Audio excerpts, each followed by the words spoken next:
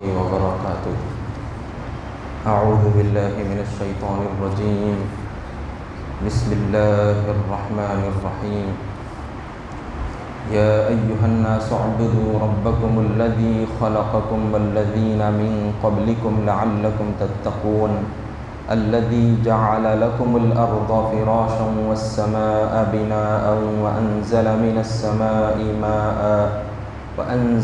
السماء ماء فأخرج به من الثمرات رزقا لكم فلا تجعلوا لله أندادا وأنتم تعلمون وإن كنتم في ريب مما نزلنا على عبدنا فأتوا بسورة من مثله وادعوا شهداءكم من دون الله إن كنتم صادقين فإن لم تفعلوا ولن تفعلوا فاتقوا النار التي وقودها الناس والحجارة أعدت للكافرين وبشر الذين آمنوا وعملوا الصالحات أن لهم جنات تجري من تحتها الأنهار كلما رزقوا منها من ثمرة رزقا قالوا هذا الذي رزقنا من قبل وأتوا به متشابها ولهم فيها أزواج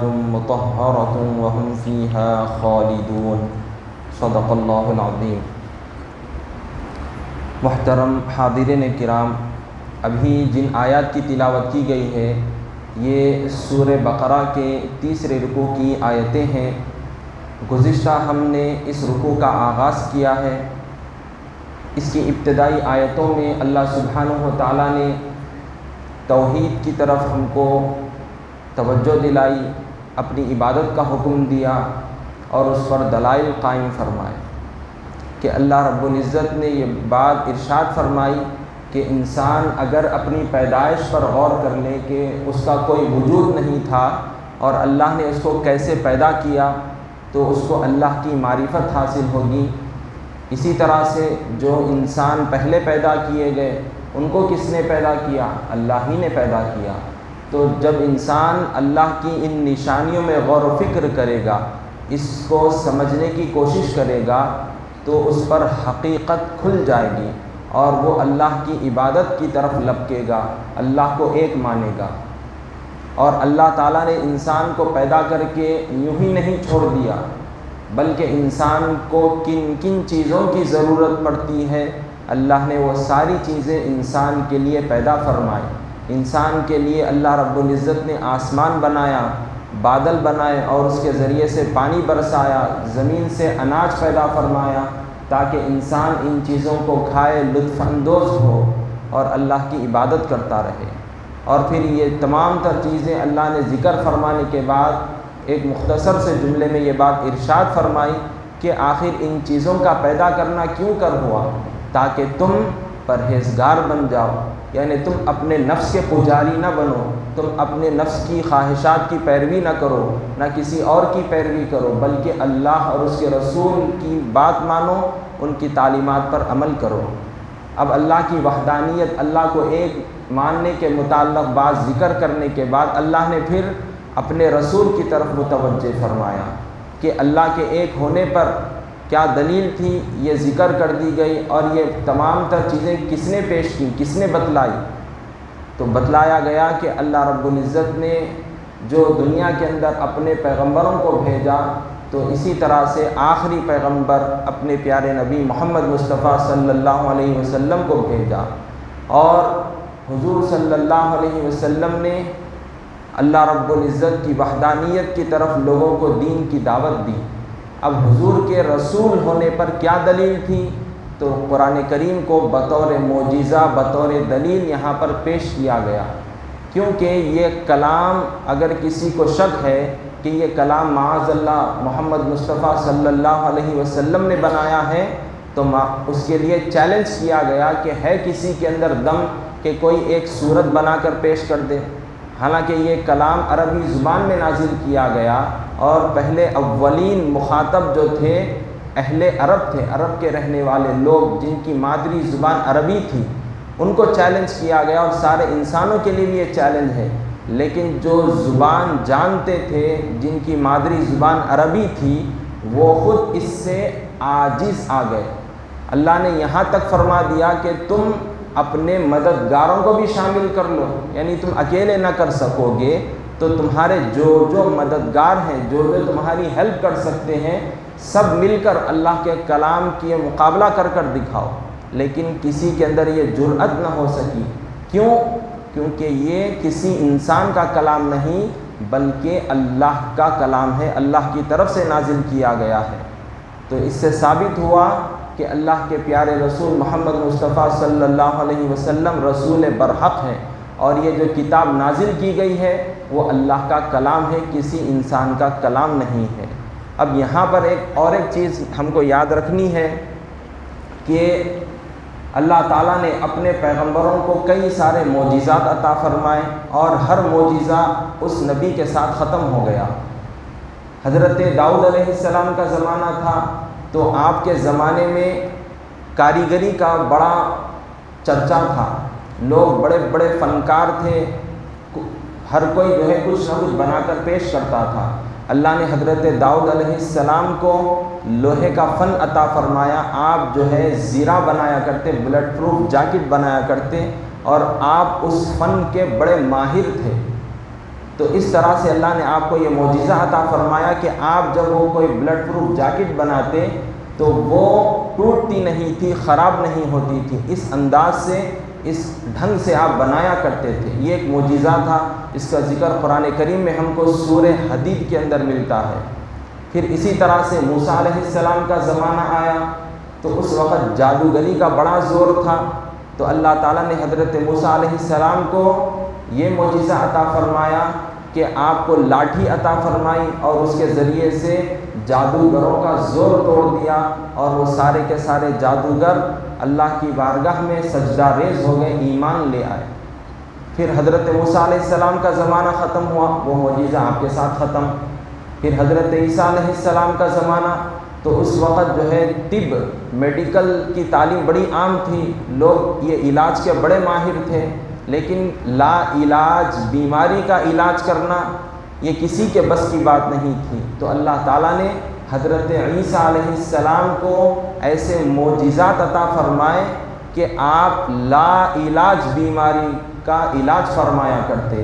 جو نابینا ہوتا اگر ہاتھ پھیر دیتے تو وہ بینا ہو جاتا، دیکھنے والا ہو جاتا۔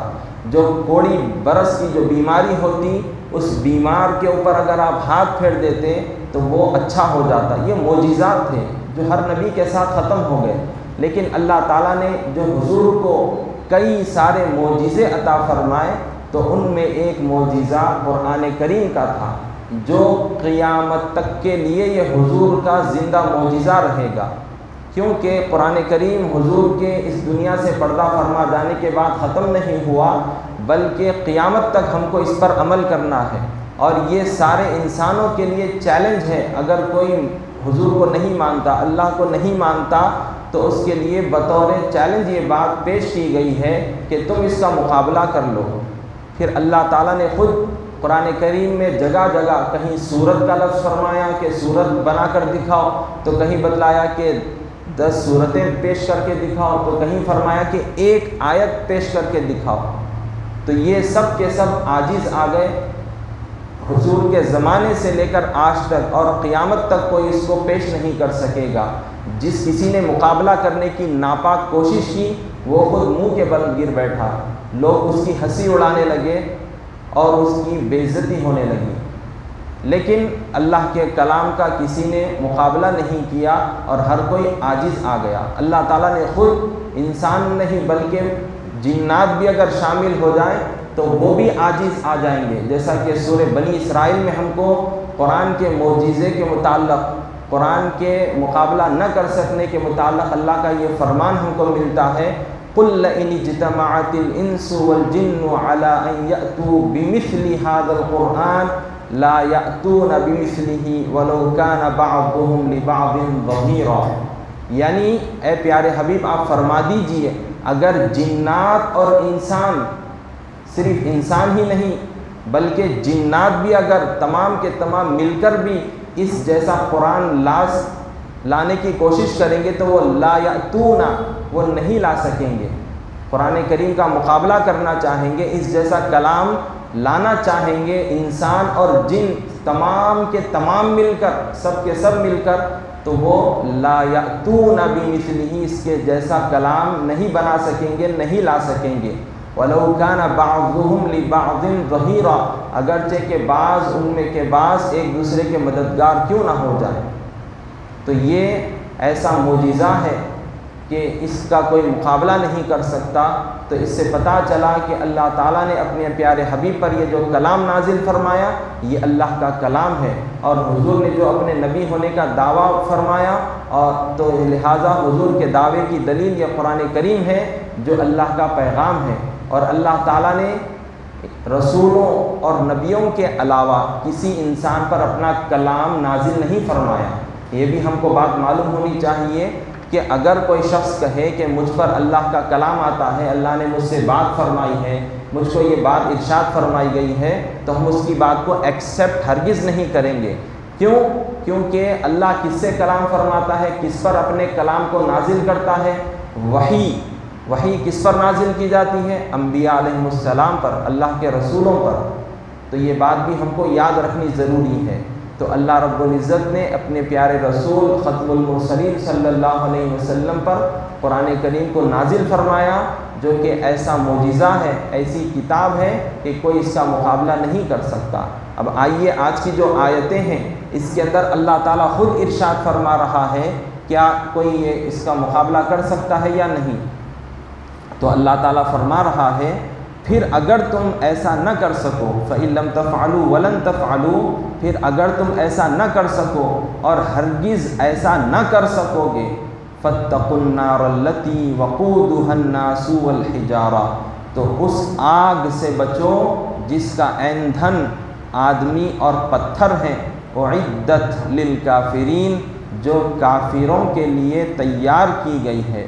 عزیزان محترم، یہاں پر قرآن کریم کے سامنے انسان کے جب عاجز آ جانے کا ذکر فرما دیا گیا تو یہ بات بھی ارشاد فرمائی جا رہی ہے کہ قیامت تک بھی کوئی چاہے گا مقابلہ کرنا تو وہ نہیں کر پائے گا، کوئی بھی نہیں کر سکے گا۔ حالانکہ آج ٹیکنالوجی کا زمانہ عام ہے، اس کے باوجود بھی یہ چیلنج کو پورا نہیں کر سکتے کوئی۔ یہ قرآن کریم اللہ کا کلام ہے۔ اب جب یہ چیز ہم پر ظاہر ہو چکی ہے کہ انسان اس کا مقابلہ کرنے سے عاجز ہے، تو چاہیے کہ اس کی سچائی کو تسلیم کرے، قرآن کے اللہ کا کلام ہونے کو مانے اور اللہ کی عبادت کی طرف رجوع ہو جائے، اللہ کو ایک مانے، اللہ کو ایک مانے۔ اور پھر یہاں پر ہم کو دوزخ سے ڈرایا جا رہا ہے، فَاتَّقُوا النَّارَ، تو تم اس آگ سے بچو، اس آگ سے ڈرو۔ وہ دوزخ کی آگ کیسی ہوگی، جس کو کیسے جلایا جائے گا؟ ہم دنیا کے اندر دیکھتے ہیں آگ جلانے کے لیے ہم کیا کیا استعمال کرتے ہیں، لکڑی لگاتے ہیں تاکہ آگ جلا سکیں، گیس کے ذریعے سے آگ لگتی ہے، پیٹرول کے ذریعے سے آگ لگتی ہے، ڈیزل کے ذریعے سے، گیس کے تیل کے ذریعے سے، مختلف چیزیں ہیں جس کو ہم دیکھتے ہیں کہ آگ کس طرح سے جلتی ہے، کس طرح سے بھڑک اٹھتی ہے آگ۔ تو اب جب دوزخ کی آگ ہوگی تو اس کو کیسے بھڑکایا جائے گا؟ دوزخ میں آگ کیسے بھڑکے گی؟ کیا لکڑیاں ڈالے جائیں گی یا پھر اور کیا چیز ڈالی جائے گی؟ تو یہاں بات ارشاد فرمائی جا رہی ہے، وَقُودُهَا النَّاسُ وَالْحِجَارَةُ، یعنی پتھر۔ وہ کون سے پتھر ہوں گے؟ جو یہاں پر دنیا کے اندر انسان اللہ کو چھوڑ کر دیوی دیوتاؤں کو، پتھروں کو پوجا کرتا تھا، ان کو پوجتا تھا، عبادت کرتا تھا۔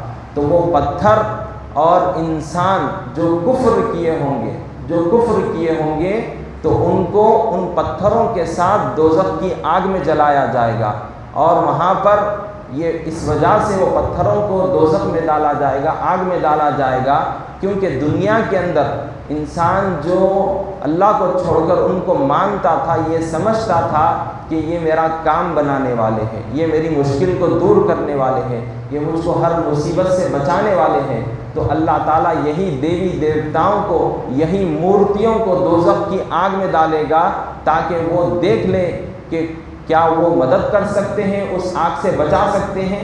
ہرگز نہیں، ہرگز نہیں۔ تو لہذا یہاں پر دوزخ کی آگ سے ڈرایا جا رہا ہے کہ تم اس آگ سے بچو، اس دوزخ سے ڈرو جس کا ایندھن یعنی جس کو جہاں پر آگ کو بھڑکایا جائے گا وہ کیا چیز ہوں گی؟ پتھر ہوں گے اور انسان ہوں گے، وہ کافرین ہوں گے۔ اور دوزخ کس کے لیے تیار کی گئی ہے؟ کفار کے لیے، کافرین کے لیے تیار کی گئی ہے۔ تو اس سے ایک بات یہ بھی پتہ چلی کہ دوزخ کا وجود، دوزخ بن چکی ہے۔ اعدت یہ پاسٹ ٹینس کا فارم ہے، یہ ٹینس ہے یہ، تو لہٰذا اس سے پتہ چلا ہے کہ دوزخ تیار کر دی گئی ہے۔ اور جنت کے متعلق بھی جو قرآن کریم میں ہم کو الفاظ ملتے ہیں، اعدت للمتقین، جو جنت کے بارے میں آیا پرہیزگاروں کے لیے تیار کر دی گئی ہے، تو یہ ہمارا ایمان ہے کہ جنت و دوزخ بالکل برحق ہیں اور اللہ تعالیٰ نے ان کو بنا دیا ہے، ان کو بنا دیا ہے۔